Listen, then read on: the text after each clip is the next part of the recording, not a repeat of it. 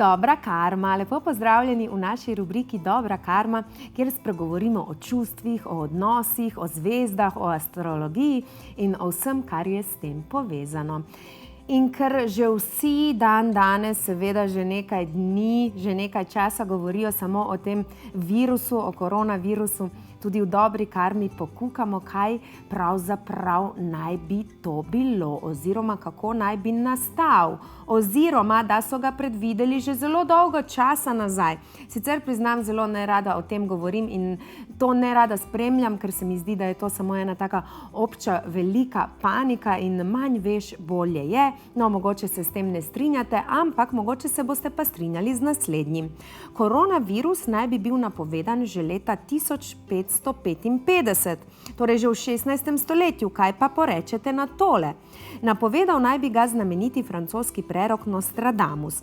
Predvidel je že mnogo dogodkov, ki so se pa po njegovi smrti tudi uresničili. No, pred kratkim pa se je očitno uresničila še ena njegova domneva. Vizionar 16. stoletja je prav za to obdobje, v katerem zdaj živimo, napovedal izbruh velike kuge. Domnevno bi to lahko bil seveda novi koronavirus, ki se po svetu širi že zdaj s svetlobno hitrostjo. Preučevalci Nostradamusovih prerokb so prepričani, da je francoski prerok to epidemijo jasno napovedal že v knjižici Prerokbe. Ključna je namreč 4-vrstična kitica, ki pravi takole: velika kuga obmorskega mesta ne bo prenehala, dokler se ne bo maščevala smrt pravične krvi, obsojene za ceno brez zločina, velike dame, ki je ogorčena nad pretresom. Res je sicer, da kitajsko mesto Wuhan, v katerem je bolezen izbruhnila, ne sodi v kategorijo obmorskih mest.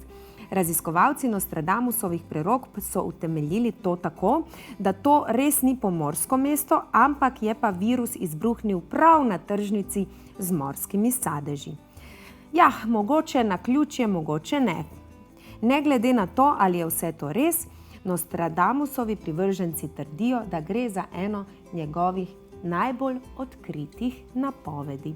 Zdaj, koliko boste vzeli zase, koliko boste verjeli in koliko boste vse to, kar slišite, tudi sprejeli, je seveda vaša stvar vsakega posameznika. No, naša stvar pa je zdaj to, da vam še vseeno zavrtimo eno lepo skladbico Virus gor ali dol. Mi bomo prisluhnili ansamblu Petra Finka, ki pravi, če ne veš, ne boli. Zreška pomlad pa pravi, in tako pravimo seveda tudi mi, kakorkoli že, nam gre pač dobro.